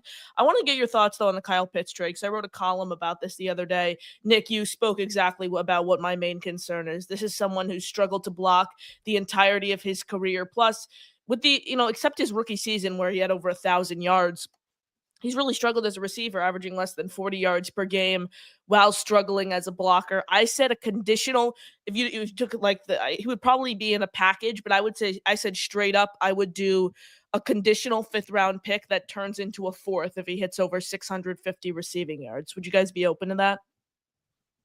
Would I be open to that? I don't know. Nick, would you be open to that? I don't think that's somebody that they want to get in the building. That's just mad with I think they're building more physical players, and they want that. If you are going to be a pass catcher at tight end, they also want you to be able to help in the run game, because look what we're going to have. You're not bringing Pitts in motion to be an inline blocker if you're going to run an RPO and Fields has a chance to take it. You're not going to leave him one-on-one. He's on his 5th-year option right now. Yeah, so I don't know. I think they should draft the tight end, Connor. It's a good tight end class. I think they have to draft the tight end. Like the Lions got Laporta in the 2nd round. There's so many Kittle was a 4th round pick. Like it doesn't just have to be Warren or Loveland in round 1. I think they could find like Mason Taylor. If they took him on day 2, I'd be fine with that. I don't think they're going to build. They're not in an all-in mode, right? You trade for guys like this if you want to maybe have a final piece to your puzzle. You're not trading for Pitts to start the puzzle off with, and that's where they're at right now. Them not being in an all-in win-now mode, Nick, is my main argument, as if the Jets trade Breece Hall, Ashton Genty would emerge as one of my favorite players, because they're not squeezed in this win-now window. I know it's all about plugging holes. The Jets have a lot of holes entering this draft, and they're less than 3 weeks away. They're not going to plug every single hole entering the start of the season. You might as well, at that point, if you do trade Breece Hall, who is your RB1, bring in one of few, I think, generational talents, blue chip players really in this year's class, who is he's gonna be the best player available on the board if he's still there. I was looking at something interesting earlier, right before I came on, because the Raiders, I think, are going to take Genty because they need running backs. They're only 1 pick ahead of the Jets. They have pick 68, which I think starts off. It's top of the 3rd round. So I was thinking, would you guys be open to, let's say, Breece and a 7th round pick next year to slide up to 6, and you get their 3rd rounder? I wouldn't, and here's why. We have too many holes right now. Receiver, right tackle, you hate tight Breece. end. Why do you hate Breece, Connor? He's one of my favorite players on the Jets. I do you not want him hate gone. Him by any means. Every scenario is let's trade him. I'm going to write an article on JetsXFactor.com. Here's what it could look like if we trade Breece for a 3rd and 5th round pick. And hey, you want this guy gone. What did he do to you? Don't. All right. No, I said at the right package, I'd trade him because did Breece steal your girl? But here's the scenario, right, Connor? If you're trading Breece, now you're creating another position, and you're not filling right tackle, tight end, or wide receiver. I just said if. I didn't say I wanted to. I know, but if you trade Breece and you want to draft Genty, you didn't get a right tackle, you didn't get a tight end, you didn't get a wide receiver. You just got rid of a player to fill that, and I don't think that's a smart move to do. But again, they're not going to plug every hole in this year's draft. You might as well use your 1st round pick to get the best player available, who gives you, who boosts your roster. How do you know? That's Ashton Genty. How do you know that they can't get a tight end, a right tackle, and a wide receiver? How do you know they can't get those? If you're adding running back to it, now you're bumping the quality of all those other players down. Well, all those other classes are deep. Again, I was just floating around this idea. This isn't something I wanted to pull off. I would, I don't think Breece is going to be traded. With the right return, I just wouldn't hate it. That's what I'll say overall about 2nd Breece. round pick I need if I'm moving on from the guy. If not, I'm keeping the guy who I think could be our best player on offense this year with the offense we're trying to run. Like, do you want to, Connor? If they trade him, they're not going to get a 2nd. Why are we losing games? Because we don't have enough good players, and we don't have good coaching. All of a sudden, if we have good coaching and we have a really talented player like Breece, shouldn't we see what that looks like for a year before we get rid of the guy for a mid-round pick? What would the compensatory pick be if you let Breece walk? A 4th, probably next year. Contract, right? Yeah, but that assumes the Jets don't spend wildly in free agency if they go 4-13 this year, and this new regime feels pressure to start winning games. Like that's why the Jets never get comp picks, because they're never in position where they could sit back and let good players go, because they need to then replace those guys with other players who probably end up sucking in free agency too. So I just think I'm not banking on the comp pick formula. I'm keeping Breece, let him ball out, and I'll worry about long-term signing him or having the franchise tag as something in my arsenal as well. He's 23 years old. He's not old. He's young. Yeah. Would you guys do the Falcons trade that was floated around? It was slide down 8 spots for an additional 1 next year. I think I'd do that in a heartbeat. 100%. If you get a future one, yes. In a draft class with a great quarterback group, yes. In a heartbeat, you take the future one. That's what I said, because even like, let's say the Fields experiment does hit. Well, you have an extra one next year. You can apply And now that you to can another build blue around chip. him. Exactly. Yeah. You can build around him. Or let's say Fields doesn't work out. Perfect. Let's say you win 7 games with Fields. You want to move on. You're in that 12, 12th overall pick range. Maybe you really, really like Drew Aller and he has a great senior season and you want to trade up to 2 and get him. Well, you have the extra ammunition there, that extra first round pick to go up and get him. So I would do that in a heartbeat. Right now, I'm leaning towards trade down. A sneaky team to look out for, especially if Rodgers doesn't go there, is the Steelers at 21. They had a top 30 visit with Jackson Dart just a few days ago. So if they want to come up for Dart, that's a team I'd look out for. But I appreciate you guys, always. Have a good rest of your day. Connor, I am excited to join you on the Next Gen Jet Show, where let's do it, Jake. The average, what's the average age of the host of that program? Is it 13? So we'd have to do 15 plus 14 plus 13 divided by 3. I'm awful at math, so whatever 14. that is. It's 14. Yeah, the 14. There we go. I can't wait. I'm excited to join. Appreciate you, Jake. Looking forward to it. Have a good rest of your day. Connor Long, baby. Breece Hall might have stolen his lunch money, but we still love Connor anyway. All right. I forgot that I was supposed to get lunch with my family, so I'm going to be late to that. So we're entering the home stretch here. Quick super chat from Rick. Breece signs green mini helmets with black Sharpie. That's why there's trade talk. That was when I steamrolled the kids. Rick won the raffle for the Breece Hall helmet last summer. I watched you do that. I mean, you threw kids over the rails to get Breece to sign that helmet.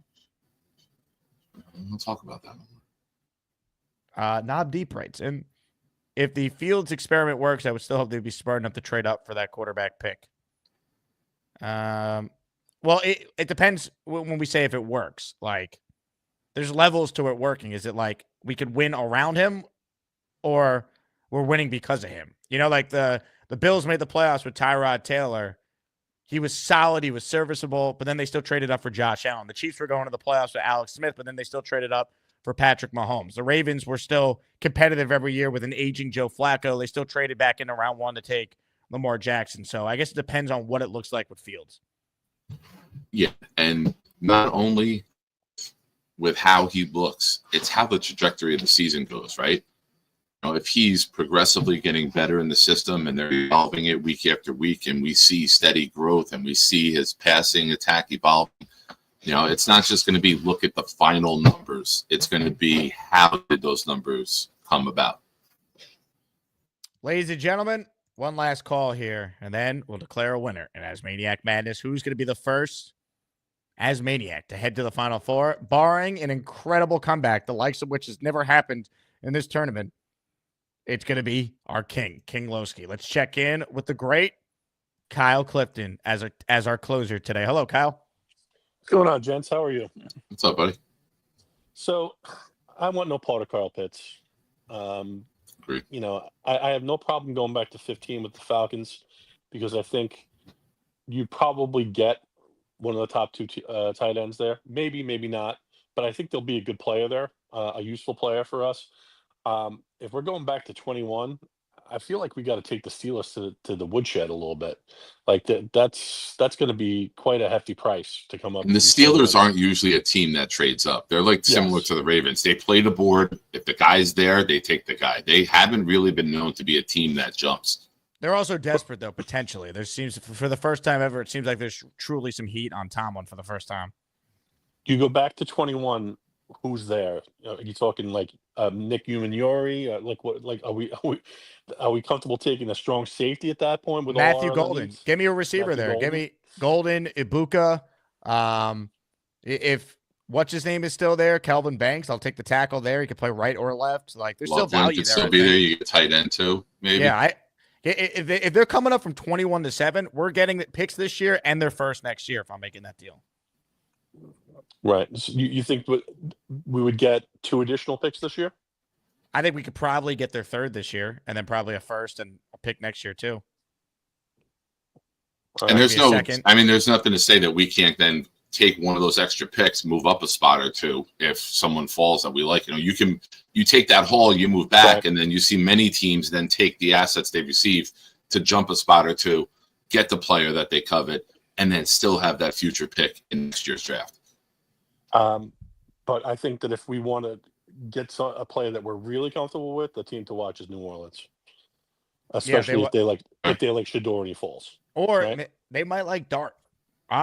Dart, it's happening. I don't know if I agree with it, but I'm listening to Tom McShay yesterday, and he's very close. He was saying to putting Dart ahead of Shador in his quarterback rankings. Shador has really fallen throughout this process, it feels like.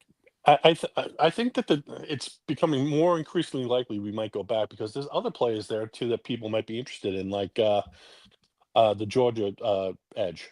Mikal Williams. Is it Jalen Walker? Jalen Walker and Mikal Williams. Yeah. It's rumored that Carolina is very interested, but there are other teams back, like Atlanta, that might want to come up. So hit them against one another. Highest bidder, come and get it. Kyle, it's a shame you don't like Kyle Pitts. I figured all Kyles stick together.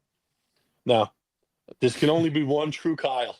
Ladies and gentlemen, Kyle Clifton. Love it. Nick, you are the man, my friend. Appreciate you impromptu. Yeah, man. Thanks for inviting me, as always. Enjoy you on tonight. Plug the channel. Yeah.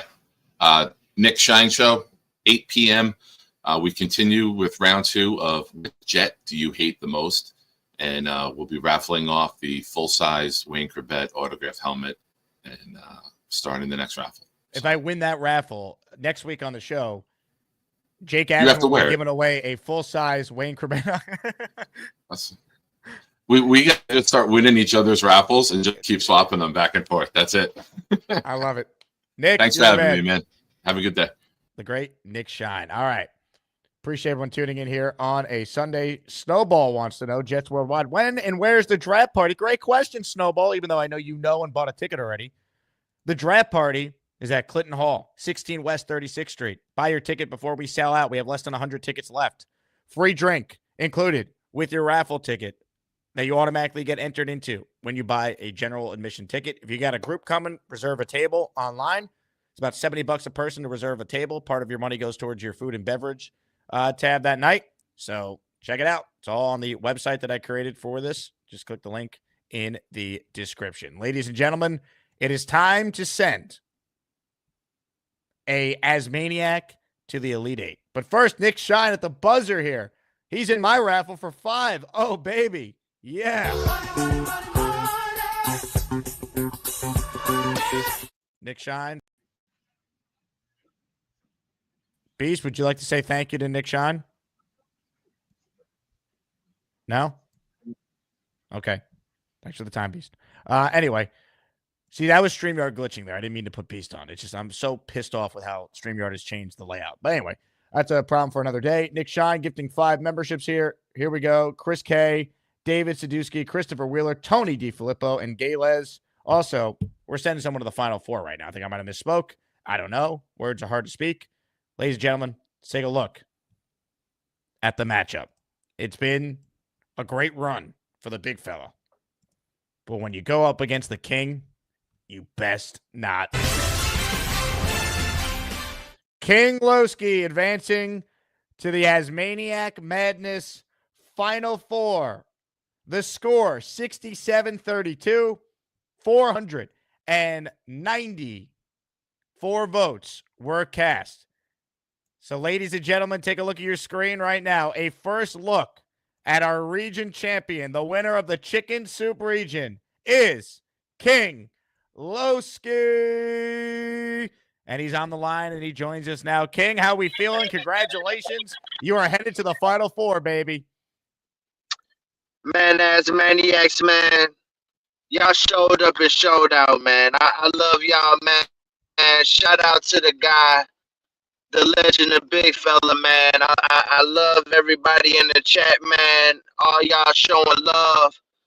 Let's go and win this damn tournament, baby. I got to get to that wedding and sing at damn Matt O'Leary's wedding, man. I got to do a number, Jake. I got to do a number. I got to say, you'll never find, ba, ba, ba, ba. You feel me? I got to do a number, Jake. I got to get to that wedding, Asmaniacs. Get me to that wedding, baby. And we going to go all the way, baby. Let's make this season happen. Let's make this shit special, baby. Just. Ladies and gentlemen, the king, King Loski. Well done. Big fella also on the line. Big fella, what a run you had. King Loski's moving on, and I don't think there's any shame in losing to a guy that great. No, I'm all good with this, man. I appreciate everybody who voted for me throughout the whole tournament and everything. I wish King Loski the best. You know, he is a buzzsaw, and I ran into it, and I look forward to see what he does next round. I think Connor Long should. I think he's a little too young to start talking about plugging holes, bro. Now, I had an idea when you had Beastbreaker on. I had an idea. Are you able to make 2-sided shirts? I am, yes. Here's an idea for you. Put the Asmaniac logo on the front and put like a list of sayings that the Asmaniacs say on the back that are like, legendary. Ooh, I like that idea. Like for Beastbreaker, because he's always saying, hey. Let me tell you. Exactly. Just things like that, have a list of like, I don't know how many, but I think that would be a cool idea, having like a list of sayings that people say on the show. I'm the teacher, you're the bitch. Exactly. Stuff like that, I think that would be really cool, Thank you. Gracias, big fella. Now that is a slogan that will always be for life. Thank you, Beast. Yeah, I just think that would be a good idea. I think it would I think people would buy that, to be honest. But Nick Shine says we need a shirt, a Beast wearing big fella shirt with his belly hanging out. Would you wear that? Would I wear that? No. Yeah. I don't have that much of a belly, bro. It's a photo of Beast wearing your shirt with his belly. Oh, yeah, that's fine. I don't care about that. Okay. But no, I want to thank everybody though. I really appreciate all the love and everything. And let's go. I'm looking forward to voting tomorrow. You're the man. Big fella, great job. We're on to the final four for King Loski. Who will his opponent be?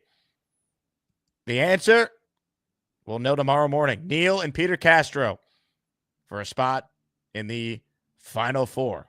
Who's going to win the Hood region? Who's going to win the Butter region tomorrow afternoon? Gary and Ricky. Tuesday a.m. Bonesy in the Lane Train. Let's get it on. All right. That's the show. Thank you all. JJ says, Jet Shiny, mind your business. Gator, be a man. Oh, baby. More diss tracks on the way. No doubt about that. Again, my name is Jake Asman. Like the video. Subscribe to the channel if you haven't already. Buy your ticket to the draft party. Thanks to everyone who supports the show. Raffle tomorrow morning. Get loud. Get proud. Jets football, baby. Yeah.